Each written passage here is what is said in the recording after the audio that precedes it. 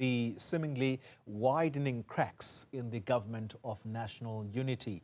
The Democratic Alliance accusing the president of failing to consult it before signing various bills into law, including the contentious Expropriation Act. Political analyst Asanda Ngoasheng joining us now to discuss the GNU and the continuous threats, particularly from the Democratic Alliance.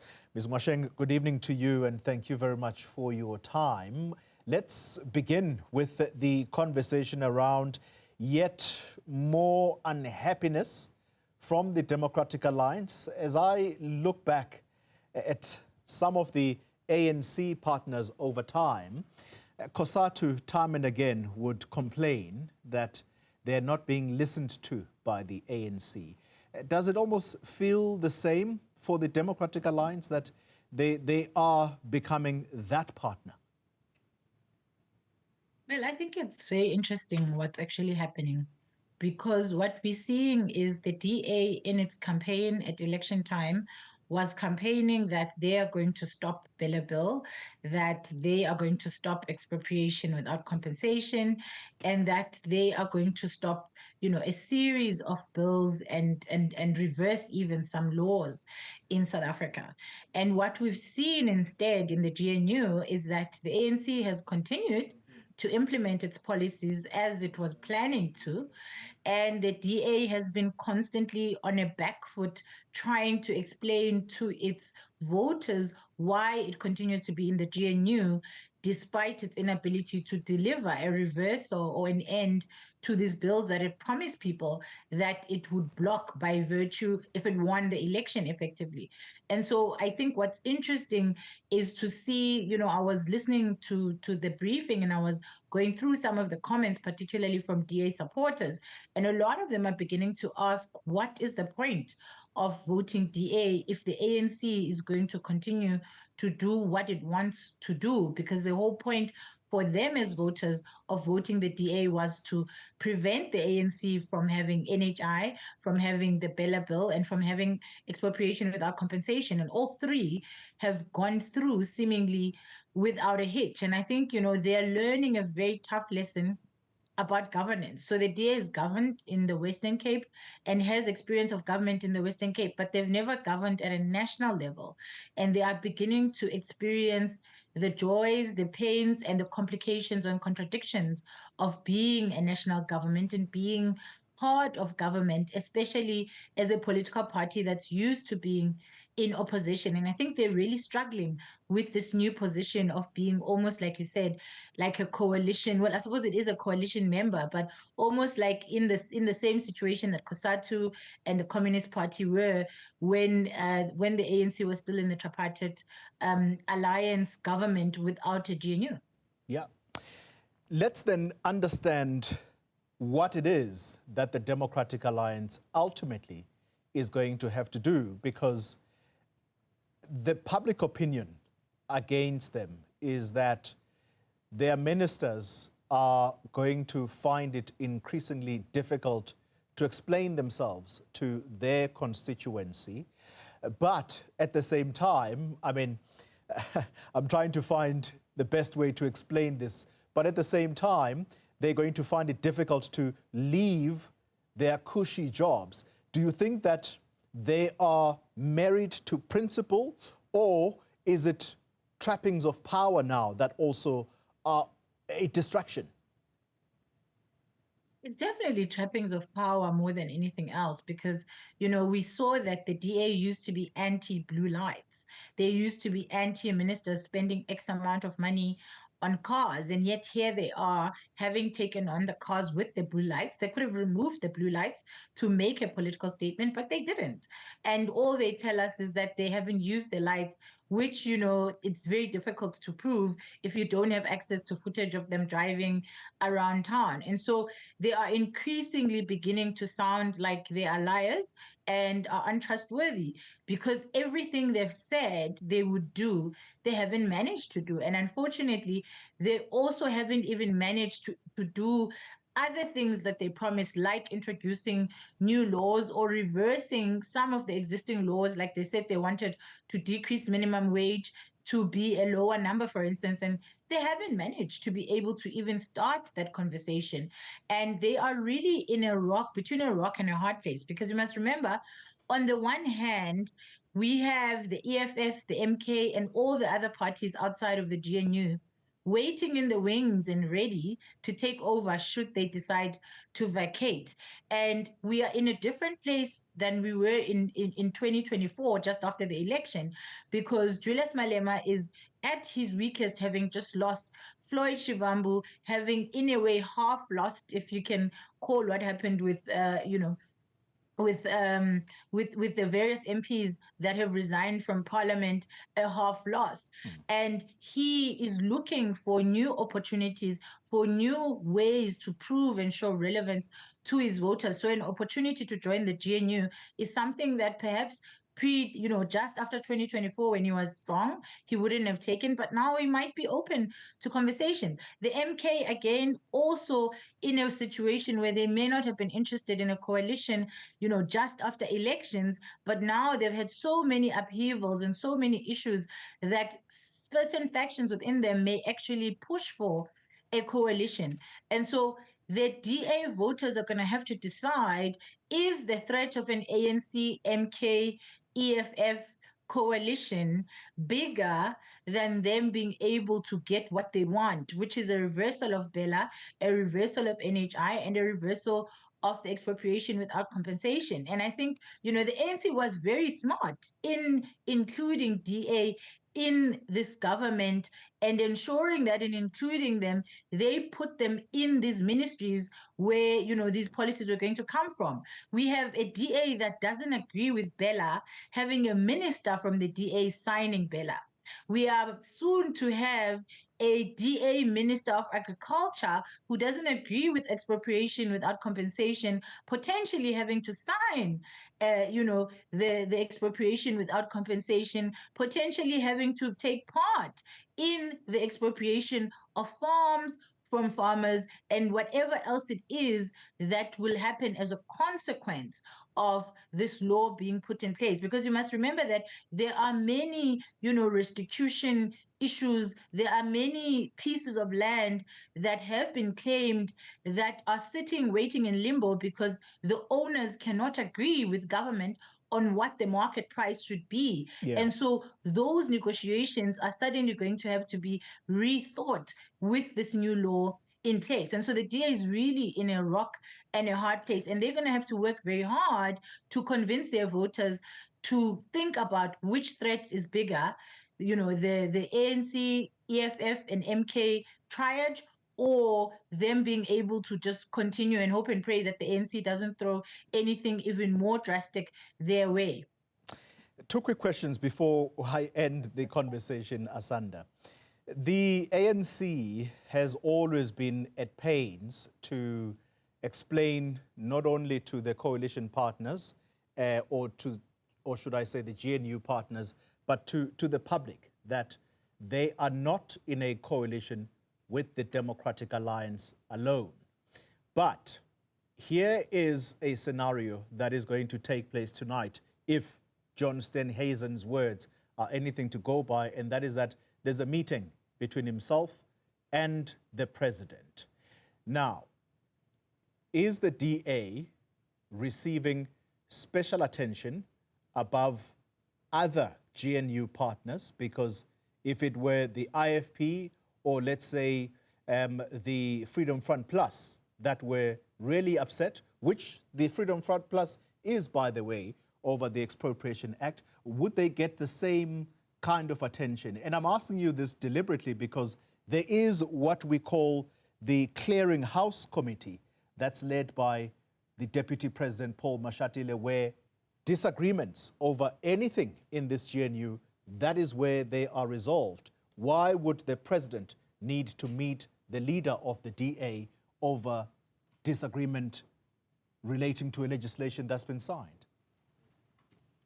Well, the president will have to meet them because remember the DA brings just over 20% to the ANC's 40%, which is what, what gives the ANC that majority. So that With the lends other credence smaller then. parties.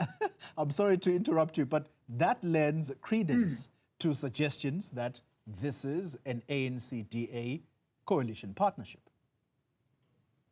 Well, we can't call it an ANC-DA coalition or partnership because there are other partners. You can't ignore the other partners because remember, the other partners make up the other sort of 20%. Yeah. And that's what gives you 100%, right? So the other part, I mean, sorry, they lead to about 40%, which is what gives you the 100%.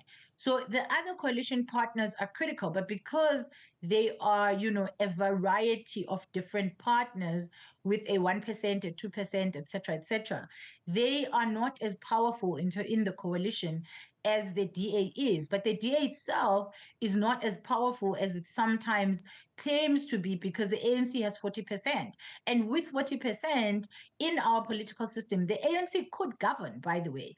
The ANC could kill the coalition and be a minority government and govern with 40% and make sure that when they have bills and things they need support with, they just convince 10% of parliament that is outside of the ANC to vote with them. And so, yes, they are important, but they are not as important as they sometimes make themselves out to be. And I think, one of the things I've been thinking about is that if you want to try to understand the importance or lack of importance of the DA within the national government, think about the ANC in the Western Cape, because the ANC in the Western Cape received the same or similar percentage to what in the Western Cape to what the DA has received in the national election.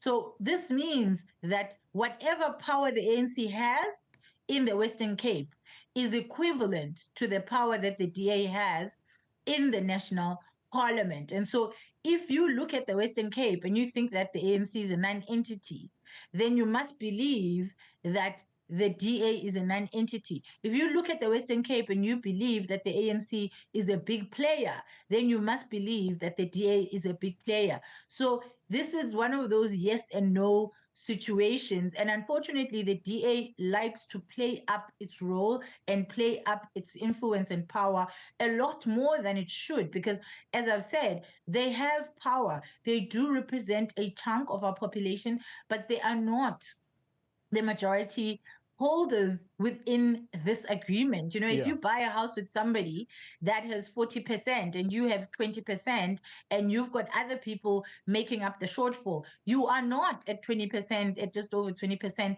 the most important person within that agreement. That cannot be the case. These people who are outside of the parties that are outside of the DA with the ANC can actually make that 60%. So if you listen to how the DA talks about its role, you'll notice, for instance, that Steenhuisen said they need 60% to agree, and the only two parties that have 60% are the ANC and the DA, which is a lie, because you need 100%. When you minus 40% out of 100%, you still have 20%. And if you minus their percentage, you still are left with a substantial number, which means that the ANC could have gone with the other political parties that are not the DA and passed this bill through without needing to utter a word to the DA because of that 60%. And so these are the things that are going to have to come to the fore. I heard, the PA say that they were not consulted and others have come forward. But if the ANC can prove that actually we spoke to all the others except for you and they agreed or signed on the dotted line, then the DA is going to be in trouble, because then they won't even have a leg to stand on, because the ANC would have gotten its 60% majority. And so these are the things that are going to have to come out and clarify for us. But I just want to say what is important, though, and interesting to note is that if you look at the press briefing given 3 days ago after the bill, the conversation about the bill started and it was out, and you look at how John Steenhuisen framed and phrased things today, you'll see that they are very aware that they hold so much power, although it's little power in that the ANC is overriding them constantly. They hold so much power and influence compared to if they go outside of governance. So that is what's keeping them within the coalition. And unfortunately, they may have to drag each other all the way to 2029, because being outside is a worse fate than being inside and having to sometimes look away when the ANC does what it will with its majority vote within the coalition. They have the biggest votes. It may not be the majority that South Africa needs for them to be a government on their own, but they have the largest share of the vote. And that is what gives the ANC ultimate power to be able to continue to implement its policies. And 2029 is going to tell us how ANC voters feel about this GNU and its implications, and how the DA voters feel about the GNU and its implications on their interests and the things that they stated that they didn't want to happen in this country. Well, you make a very good point, and perhaps as a last one, and very briefly if you can, away from politics, it would seem that indeed you're quite correct that the DA is aware of the power they have whilst inside the GNU. Look at the news agency Bloomberg reporting this afternoon that, and their headline says, Rand jumps as DA remains committed to GNU. So that's a motivator, is it not? But can the DA use the market's sentiment, for example, as part of this bargaining? Well, I mean, there's a couple of things happening. So the first thing is that you're sitting with Trump having just taken over in the US, and a whole lot of global changes happening as a result of the executive orders that him and his government are dishing out. And so this is a very precarious time to make any drastic decisions. And the DA knows this, and the DA knows that a lot of the people who are its voters are some of the biggest investors in South Africa. So if the DA makes a decision that leads to South Africa on an economic decline, its own funders will not be happy with them, because what they want and what they need in order to be able to continue to make a profit is a stable South Africa politically and economically. And so, yes, they can use that influence, and they have been using that influence and that argument that they've got the markets. You must remember that before the coalition or the GNU was done, one of the rating agencies said they would prefer a DA a coalition with the ANC and the DA within it, and that's something that seemed to give some credence with the markets when the DA eventually announced that they were part of this collective. And so they are not going to risk destabilizing the South African economy at this precise moment where there is global destabilization and global havoc at the moment, with the US just having pulled essentially funding for US aid and threatening more changes, from pulling out funding to the WHO and various other things, which are going to have implications for our economy and other economies. And you must remember that South Africa is one of the biggest beneficiaries of AGOA, for example. Yeah. And the biggest beneficiary of AGOA in South Africa sits in the Western Cape. That's the agricultural sector. That's the citrus sector. And that is a big, powerful lobby group that paid money for people to go all the way to the US to argue for America to keep us in AGOA. So there are many moving parts, and it would be foolish of the DA to make any drastic decisions in this. At the same time, though, this, to me, what the ANC has done with the expropriation bill is literally most conservative people's worst nightmare coming to life. And so I would be interested to see, if this is not a deal breaker for the DA, then what will be a deal breaker? And if the DA folds on this, what more can the ANC do that they will accept and be able to forgive and move on with? And so these are the dynamics that we are busy, we are busy watching now, and watching them play out and trying to understand. Asanda Ngoasheng, thank you very much for your time and insights.